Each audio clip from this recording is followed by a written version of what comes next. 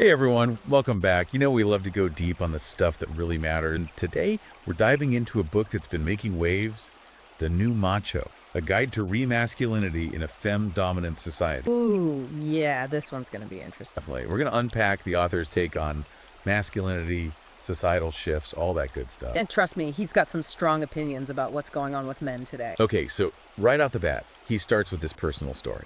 He talks about feeling like a stranger in his own life. Like he grew up with this image of what a man should be. Provider, protector, all that. Exactly.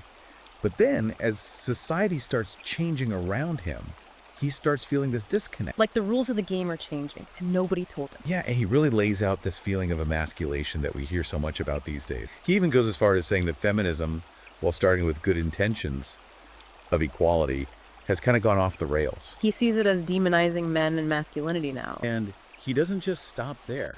He names names. He points fingers at education and the media as actively promoting what he calls anti-masculine ideas. He even ties this into those scary statistics about rising suicide rates among men, the pressure to bottle up their emotion. He paints a pretty bleak picture, calling it a crisis of masculinity. It's heavy stuff. And then he drops this bomb. He completely rejects the idea of toxic masculinity. Whoa, hold on. He doesn't just reject it, he flips the whole script. He introduces this concept of toxic femininity as the real problem. So instead of men being the problem, he's saying it's women. Well, not women exactly. He's talking about certain behaviors, manipulative stuff that he says is often overlooked, even excused, because it's coming from women. Give me an example. What kind of behaviors are we talking about? He gets pretty specific. He talks about emotional manipulation, playing the victim, using sex as a weapon, all those things that can really mess with a guy's head. And his argument is that society has this double standard. If a man does these things, it's toxic. But if a woman does them, it's no big deal. Right, and that feeds into this larger point he makes about gender equality. He's skeptical, to say the least. You mean he doesn't buy the whole equality thing? He flat out says it's a myth. Oh, okay. Strong words. I gotta know, what's his reasoning? He says men and women are just fundamentally different biologically, psychologically, you name it. He talks about testosterone levels, differences in brain function, even historical family structures like polygyny, where a man had multiple wives. Polygyny, that's a whole other conversation. I know, right? But his point is that trying to force absolute equality ignores those natural differences, and it actually ends up creating problems. Like, we're trying to fit square pegs into round holes. Oh, let's get into a topic I know is huge in the red pill world, family structure. Yeah. What's the author's take on how things are changing? He is a huge believer in the traditional family unit, a father who provides, a mother who nurtures. That's what he sees as the ideal environment for raising kids. Makes sense. And he sees all these trends, rising divorce rates, more single mothers, as evidence that this traditional structure is under attack. And he's pretty critical of policies like affirmative action and alimony laws. He sees them as part of this attack. Absolutely. He sees a pattern of systemic bias against men in a lot of these policies.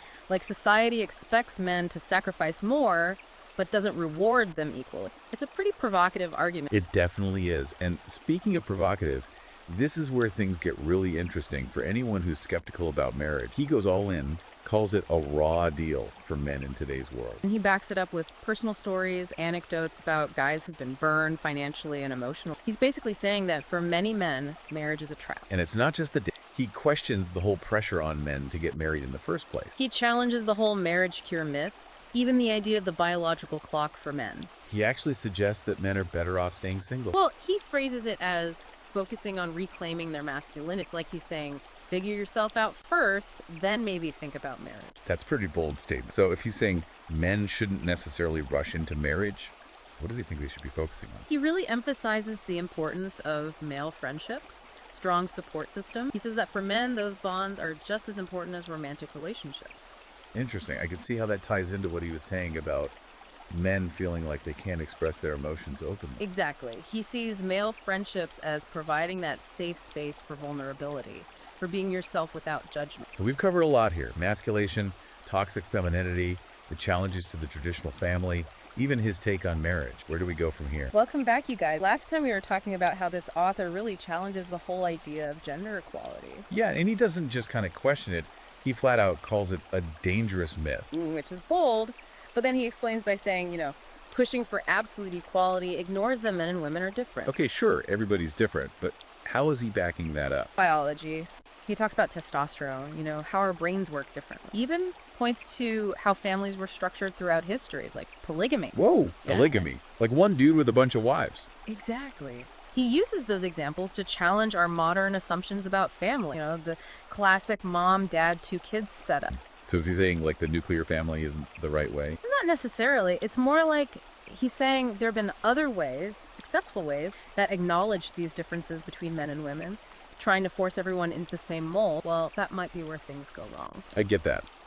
So how does this all connect to his beef with policies like affirmative action? He did not hold back on those. He sees them as prime examples of how this forced equality actually hurts men. Like affirmative action, he argues, can lead to less qualified people getting jobs just to fill quotas. And that creates resentment. Yeah, nobody wants to feel like they got a job just because of their gender or race, not because they earned it. Right. And then there's alimony, which he sees as totally unfair. He says it often leaves men financially ruined, even if they were the main breadwinner. It's like he sees this pattern everywhere of men being expected to sacrifice more, provide more, but then not getting treated fairly in return. Totally. And he even brings up the draft, selective service. Like, society's still ready to send men off to war, but are they getting equal rewards or respect in other areas of life? He doesn't think so. It all feeds back into that war against fatherhood idea he keeps bringing up, right? Absolutely. He thinks the system is biased against dads, especially when it comes to custody battles and child support. Those stories are rough. He talks about fathers who are totally alienated from their kids, fighting tooth and nail just to see them. And he doesn't just complain about it, he tells these fathers to become activists, fight for their rights. Is that realistic, though? Like, No. Can one guy actually change the whole system? Well, I think it speaks to that feeling of powerlessness that a lot of men feel, like the system IS rigged against them and nobody's listening. So yeah, maybe it's a long shot, but he's saying don't just sit there and take it. Okay, now, onto something a little lighter. Marriage. Just kidding, he's pretty harsh on that, too. Oh yeah, raw deal was the term he used. Yeah, straight up. Why so negative, though? What's his issue with marriage? He argues that in today's world, it's just become super risky for men. Financially, emotionally, divorce rates are high, and he has all these stories of guys getting totally screwed over in settlements. So it's like the risk outweighs the reward. That's his view, yeah. He's also pushing back against all that pressure society puts on men to get hitched. Like that whole idea that you're not a real man until you have a wife and kids. Plus the whole ticking biological clock thing. He even questions that. Like, why is there all this pressure? Is it really beneficial for men? Or are we just buying into outdated beliefs? He's really making you think about it, right? For sure. Yeah. So if he's not big on marriage, what does he suggest men do instead? Just like stay single forever? Not exactly. It's more about focusing on yourself first. Reclaiming your masculinity, as he puts it. Build strong friendship, find what fulfills you as a man, then maybe think about marriage if it makes sense. Interesting approach. Yeah. And that kind of goes back to what he was saying about those strong male bonds being essential. Like guys need other guys in their lives. Exactly. And not just to, drink beer and watch football. He sees those friendships as crucial for men's mental health, a space to be vulnerable, to get support. It makes a lot of sense. I mean, we talk about women needing their girl time, so why not the same for guys? Right. And it also ties into his worries about male spaces kind of disappearing in today's world. He really goes there in the book, talks about how men need these spaces. What does he mean by male space? Like, what are we talking about here? Classic stuff. The gym, a guy's workshop, even just a man cave in the basement, places where men can hang out, let loose, be themselves without judgment. Okay, I can see that. But is he saying those spaces are actually under attack? Oh, he's sounding the alarm bells, for sure. He thinks there's a deliberate effort to erase those spaces, driven by what he calls Marxist feminism. It's a loaded term. Yeah, what does that even mean? He uses it to describe this ideology that he sees as wanting to totally dismantle traditional masculinity, basically reshapes society in a way that puts women on top. Sounds intense. It is. He sees it everywhere. From how men are shown in the media to pushing for gender-neutral language and policy. He even brings up changes in the military,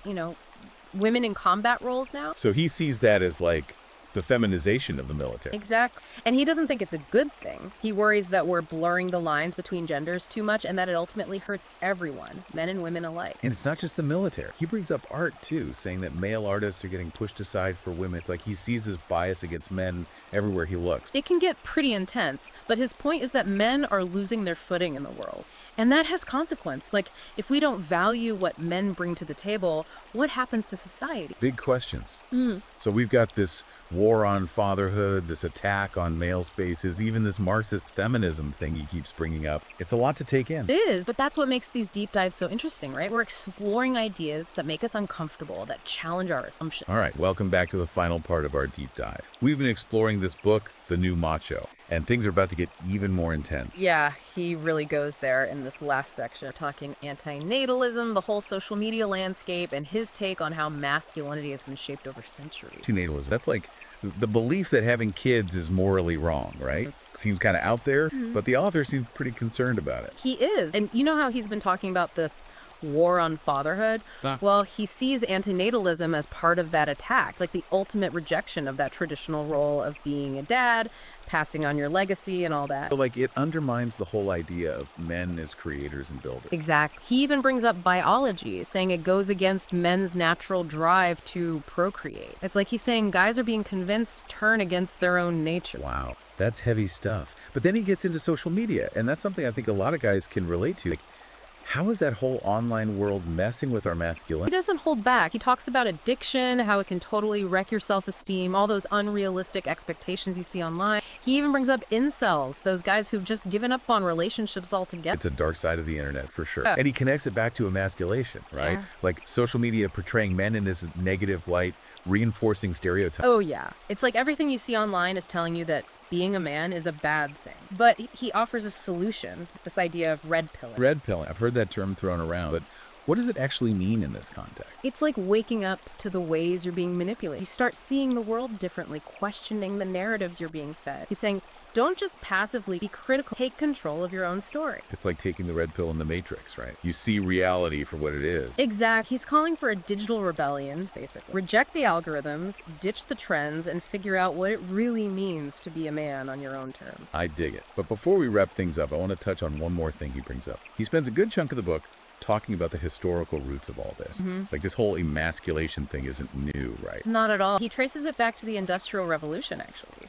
He argues that before that, men were mostly farmers, valued for their physical strength and skill. But then, with factories and machines, that all changed. So men became less important. In a way, yeah. They became cogs in the machine, replaceable. He's saying that shift really messed with men's sense of purpose and identity, and we're still dealing with the fallout today. Interesting. And he talks about marriage too, right? How it's evolved over time. He does. He points out how it used to be more patriarchal, husband in charge. And while he sees some positives in the shift to a more equal partnership, he also thinks it contributed to men losing some of their traditional power and authority. It's like as women gained more rights, men kind of lost their place a bit. That's how he sees it. And he ties it back to the rise of feminism and the men's rights movement. Both are trying to figure out what it means to be a man or a woman in this new world. It's a lot to think about. So we've covered a ton of ground here, from toxic femininity to the challenges of modern marriage to this whole historical perspective on emasculation. It's been quite a journey. It has. The New Macho is definitely a book that pushes buttons and makes you question everything you thought you knew. Whether you agree with the author or not,